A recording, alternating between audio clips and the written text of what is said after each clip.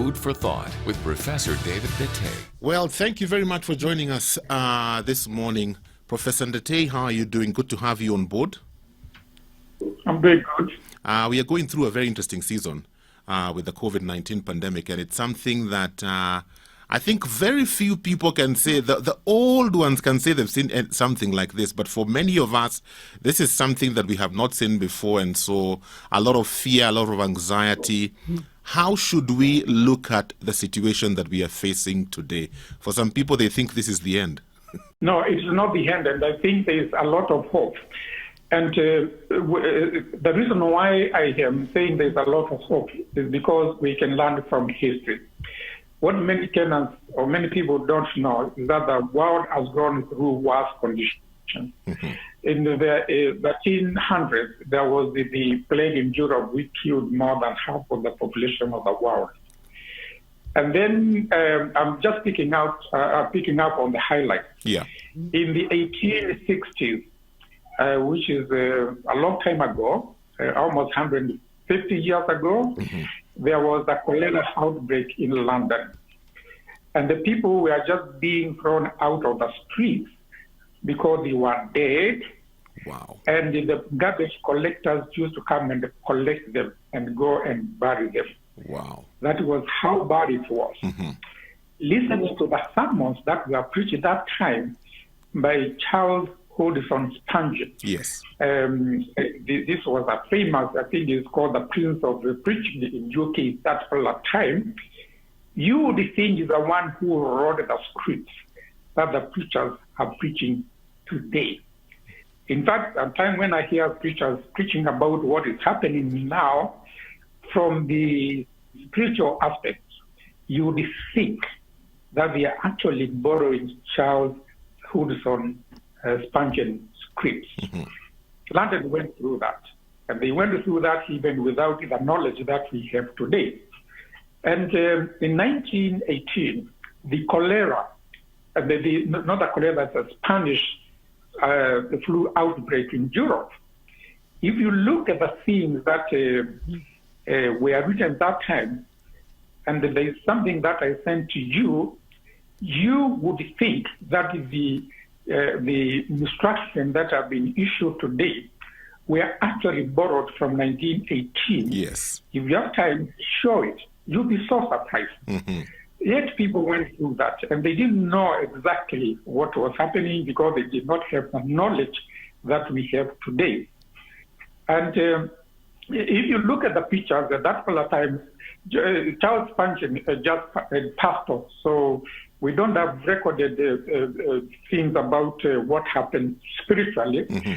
in 1918. If you look at the picture at that particular time, what was happening in New York, you would think what was happening in New York this time is a joke compared with what was happening at that particular time. So we have gone through, human history has gone through worse situations, and they overcame. Of course, recently we have a smaller pandemic, Ebola, mm-hmm. SARS, and so on and so on. We have overcome that. We are going to overcome this because not as bad as it used to be. I think the deaths so far is for something like just under 800,000 deaths compared with 50 million yes. People during the Spanish outbreak. Mm-hmm. What I would like to tell fellow Kenyans is very simple. I think we have very good instructions on how to keep safe. Please observe them. Mm-hmm. These are everywhere. They are not for the police, so that you wear, you maintain social distance, or you wear masks only when the police are there. Yeah. Because go out and see, walk in the streets of Nairobi. It's just as an observer. You see many people don't wear those masks. They are talking, they are getting close to other people. If we maintain those instructions, we shall overcome.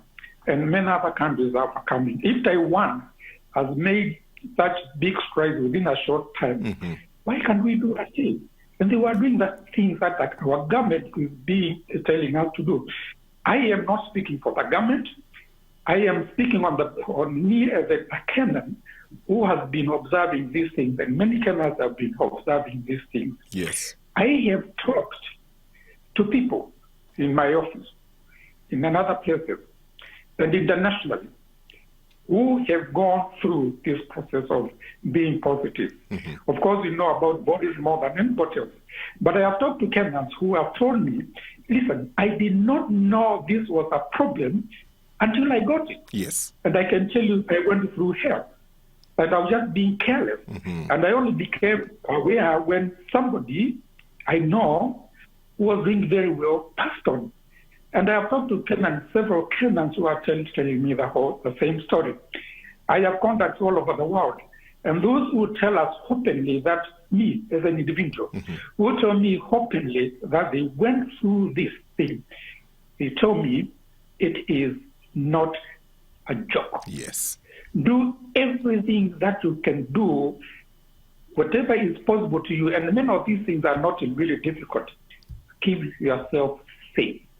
The government has provided the best guidelines on how to do this. Why can't we just observe it? It is as simple as that. Mm-hmm. Wow. So what's our takeouts today from what you've shared? Because, one of the things I've also had a couple of people saying is that, this thing is not real. But like you've said, history can teach us a few lessons here and there. So what's our takeout for today? The message is follow the instructions. And by the way, you as an individual, mm-hmm. it is your right to tell your next door neighbor in terms of distance, please observe the regulation. Mm-hmm. I get people coming to my office. Fortunately, I'm blessed to have a very special office. Yes. And I can implement it. We implement all the instructions that have been given. Mm-hmm. And I see people walking into my office. I don't need to tell you what kind of people here. But you see people from whole spectrum of life. Yes. And the people who are most vulnerable because of where they come from are the ones who walk through the door to my office. And they don't have masks. Of course, we have changed that system. Now the mask, somebody must escort them to my office. They must follow the instructions. But before we did that, people walk through to my door. And I tell them, stop there. Where's your mask? And you know what? They go into their pockets and put the mask right in my office. Wow. Which tells you that the people don't think this is serious. Mm-hmm. And they try to politicize this thing very unfortunately. That somebody somewhere is trying to make fun out of the issue is not, I haven't seen anybody who was this condition. The fact that they have not seen somebody with that condition does not mean that that condition does not exist. Yes. And you don't know that person. They don't know whether I have it.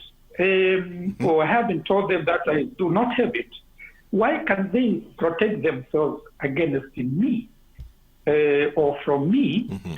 by just wearing their mask. So don't trust anybody. And even but one walks straight close to you, and they are not wearing those. I think it's your right to tell them, please go and wear your mask. Don't come next to me. Have you sanitized? Go and sanitize yourself. And if they don't, tell them, can we please meet next time? And if it's possible for you, if you say you are meeting in a public place, move away from that place.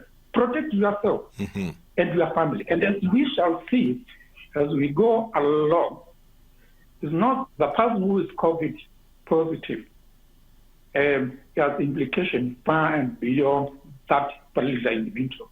These are family, these are children, and many other things which I hope we'll have an opportunity to talk about.